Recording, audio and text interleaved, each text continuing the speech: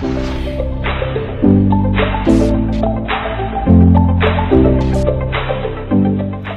guys, welcome to another day with Zimaleta. In today's video, I actually would like to talk a little bit about the starting problems that you might be facing with a sprinter. Especially now, it is the winter time. It is a lot harder to start your sprinter, and kind of like some of this advice should actually help you to start it if it's really cold outside. And some of it is just typical non-starting type of problems. So here's everything that I have learned over the past 10 years. I'm just gonna put it all in this one little video, try to not make it too long for you guys, but at the same time I would like to make it very informative. That way you guys could actually understand it and actually, you know, make it useful for you guys. so let's dive in. Earlier, I guess last week, I had some questions about starting issues, and I was gonna try to make a video on this, and now actually I got to the point where I'm actually making it. I actually said I'm gonna actually make a explanation, because I do got some videos that is starter related, and they're really good videos, but they have been on my channel for a while, and they're, you know, maybe some new viewers cannot actually find it because they're like in season 1, where I really talk about the starting issues and stuff like that. So you know, what could be causing the starting issues? So let's say, guys, you know, you were driving fine, and you were driving, okay? You're just driving, everything was good, and then let's say you stop, you know, quickly to go maybe like to the rest area, or maybe to go to the store. Hopefully it's not a rest area. Hopefully it's some store where you could be like, you know, like in a safe place and stuff. So then you come back, and then you twist your key over, and you're like, what's going on? It just doesn't want to start.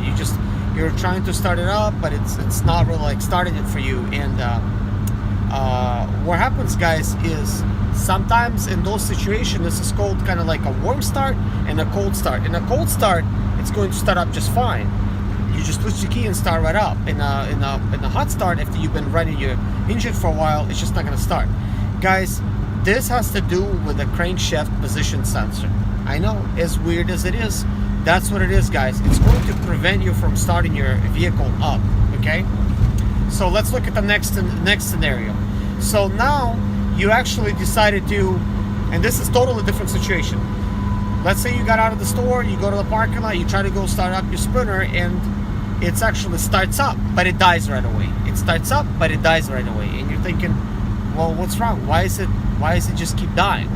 But this also could be related with it just not starting completely. I've seen both scenarios where you just keep spinning. It just doesn't even want to start.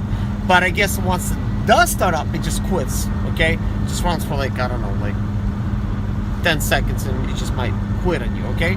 So that's another thing. That's actually a mass airflow sensor, guys, which is located right at your filter. It's this round looking thing, and it plugs into the filter, and another hose plugs into that, guys. That is that thing failing, guys. So what could happen is sometimes condensation happens, especially like in a climate type of changing situation. There might be some moisture inside, and what's going to happen, it's going to get on the sensor. It's going to maybe partially just cause it not to work because it's wet right now, or it could completely, you know, kill it, and that's it. So maybe if it's not starting, try to clean it. But guys, here's a trick. This is the way to find out if this is actually this problem or not. Simply unplug it, guys. Just unplug the electrical connector and then start it up. Chances are it's gonna start up right away, so you're gonna know that's why it is. Okay, so that is that. Here's scenario number 3. You're gonna come to your vehicle, you're gonna try to start your van up, and you go twist your key, nothing's happening, but you see on your speedometer start error. Okay, so you're thinking, what's going on? I was riding fine, and now I gotta start error, and that has to do with a totally different thing, guys. These keys that we have, it's got an electronic type of chip in it, which does not require a battery for it to operate, so it's not like it could die. But once you actually insert it to your ignition switch, there's a ring, that little black plastic thing around it. That's actually an antenna ring that sends the signal from your key to the immobilizer unit, and the immobilizer unit then tells the computer, hey, it's okay, this is the original key, let's start this vehicle up now, because, you know, everything's fine. So, you know, if the immobilizer is bad, it will cause your vehicle not to start, okay? Because it, you know, something has happened to it, it just stops functioning, so it does not let the engine start up. And here's what Immobilizer actually does. It actually, even if you try to start it like with a screwdriver at the bottom, you're not going to be able to start it up, guys, because it actually kills the flow of fuel, guys. So you're actually not going to get any fuel. That means it's just not going to even fire up. So that's going to be pretty impossible. It's basically anti-theft type of system. It's designed to keep thieves from just using some random type of technique to try to steal your vehicle. But of course, there's ways around everything. If I was to, you know, like be a thief, of course, like for instance, all they need to do is to have the actual immobilizer computer, and they don't even need to have the ignition switch. They could just start it with a screwdriver. So it's a simple swap, because it's just two screws that's holding the speedometer.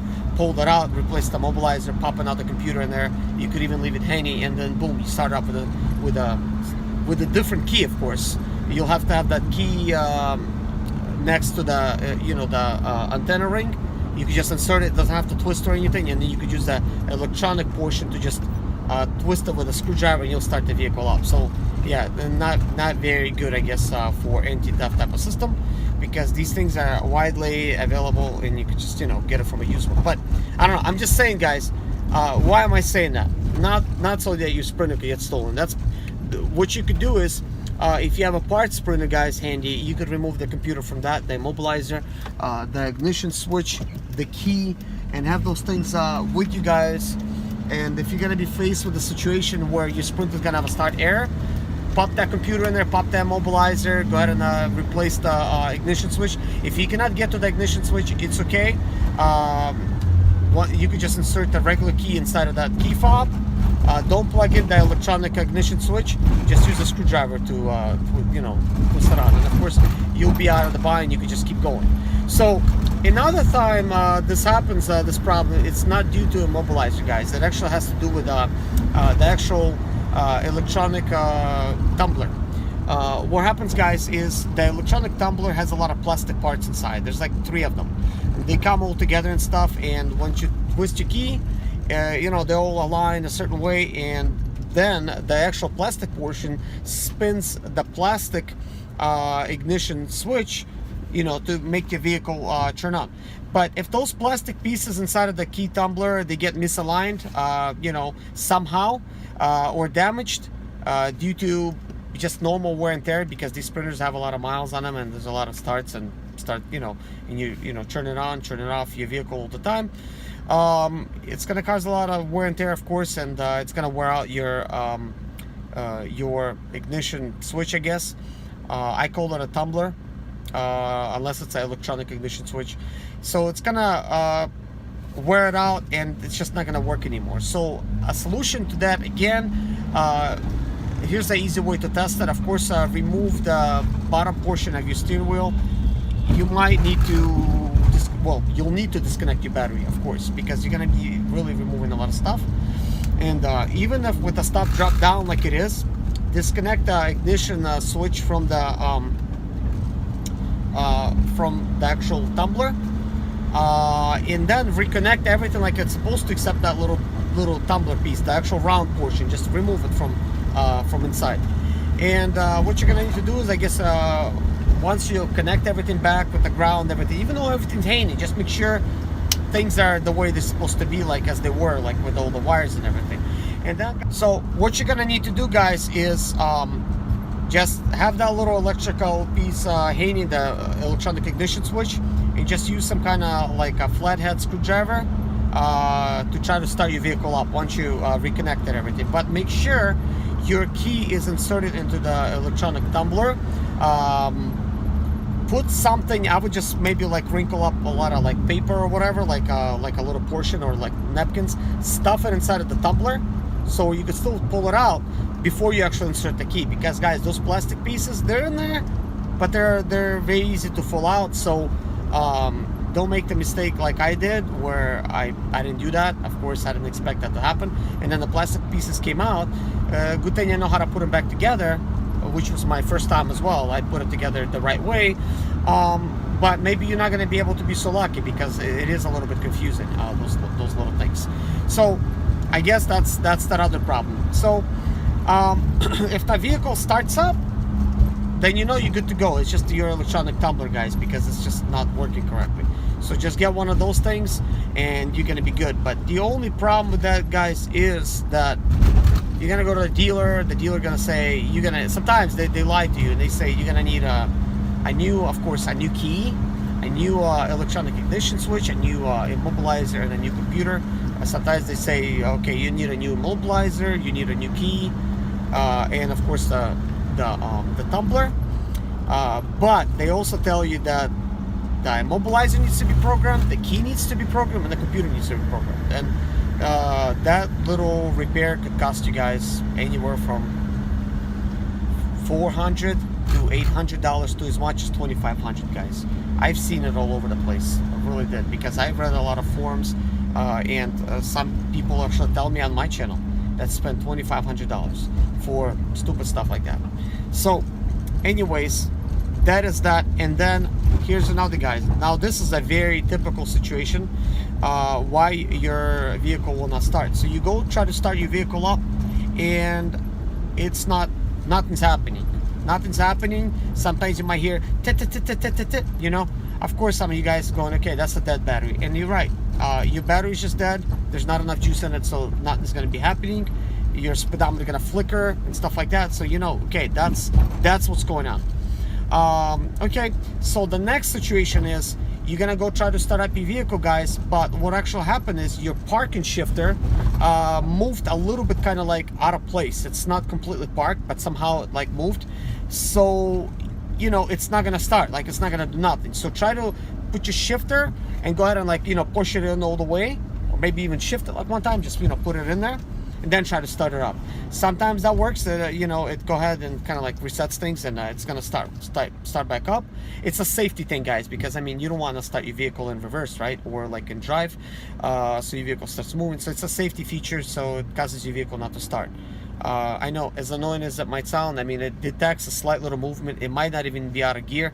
It's a slight little, you know, calculation, and it does that.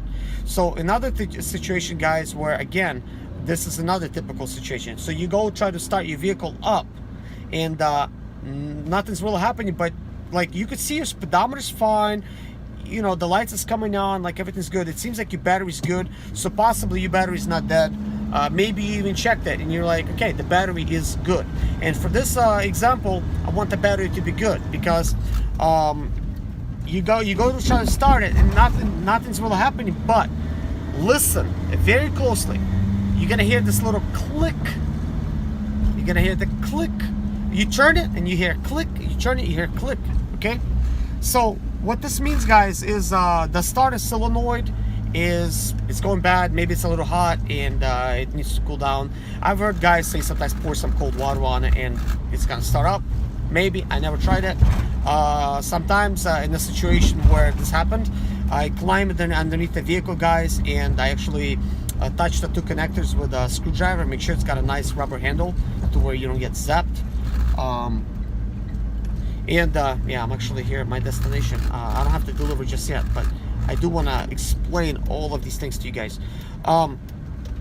So sometimes I do that, guys, and what that does is it somehow, like, I don't know, like, it maybe gets the starter loose. Maybe it was like stuck on something, you know, maybe it's like maybe sticking somehow, you know, and it gets it loose, and then the key, you go start it up and it starts it up fine. Okay, but sometimes that's not gonna help because the starter is just dead already. So obviously you can't do nothing about it except replacing your starter. But you might be hoping, okay, well, I need to get going right now because I got a load and I need to make it my destination. What are some of the quick fixes? And I guess one of the quick fixes is climb underneath, try to tap on that thing, and try to see if that's gonna work out for you. Now here's another fix for you guys. See, I'm gonna try to park here out of the light.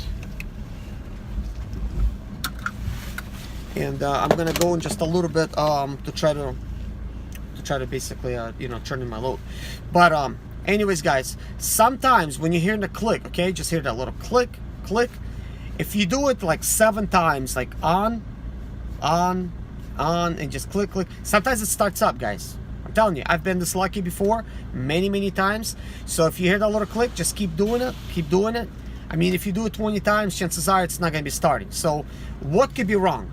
Yes, your starter could be wrong, but also it could be a dead battery, or just not enough voltage in there, because you need a perfect like 12 volts for it to start. Not always, but in some cases, yes. Sometimes what actually happens, guys, is that this is a very common thing.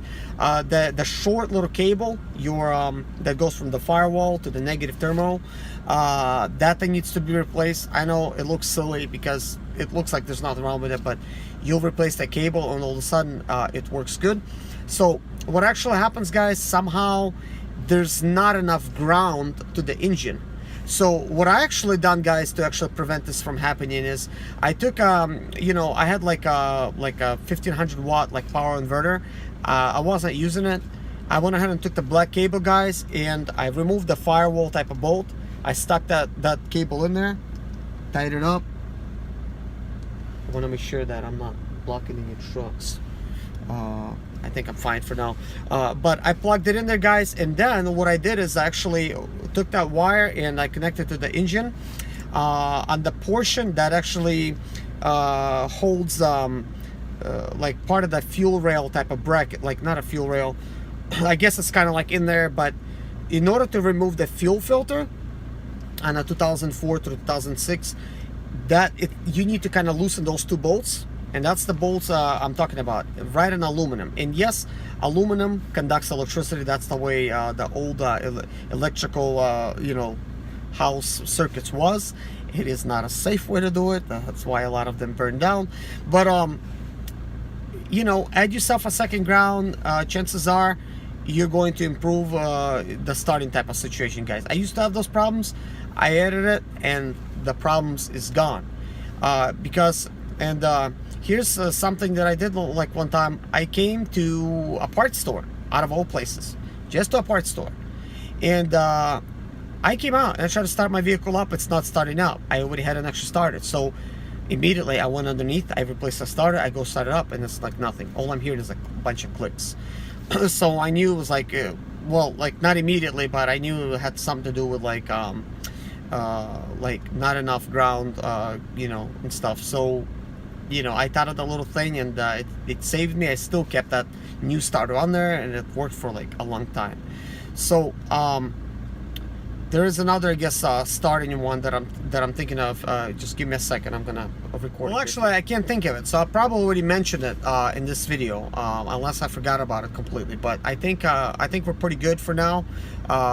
This is a lot of information to take in. It's probably a 20-minute video by now, but I hope you guys fix your starting situation if you have that type of issue. If you need help or if you need some advice, always feel free to comment on any of my videos. I don't care if it's the same topic or another topic. If you think of a question, don't hesitate to write right away, because you might forget the question later on, because I do get to everybody and I answer questions many times a day, because I don't want to get behind, and that's one of my goals, to always answer questions, guys.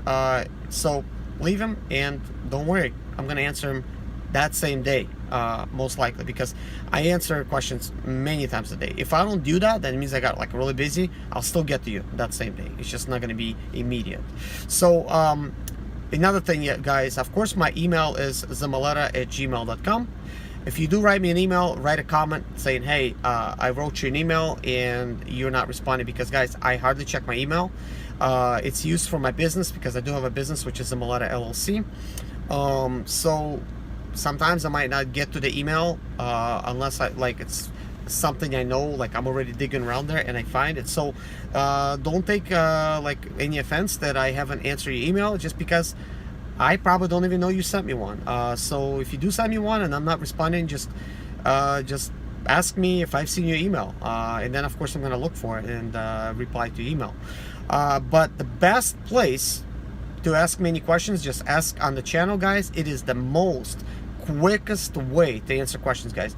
I put YouTube before I put email. That's the way I'm doing it. And of course, I'm gonna try to get Instagram into it as well. I know you probably guys not seeing my Instagram little commercial at the end. I'm kind of like leaving it out for now, but I will be doing a lot of stuff on Instagram as well, and probably like even like doing like kind of like little updates or like video type of things. I'm gonna do something with it. It's just right now I'm completely focused with my YouTube. There's a lot of stuff going on, so I cannot focus on that right now. So with my YouTube channel, I think it's good enough. But anyways, guys, thank you so much for watching, and you know, take care of yourself. God bless you, and thank you for being a part of this sprinter community, guys. I appreciate you guys. God bless you. Take care.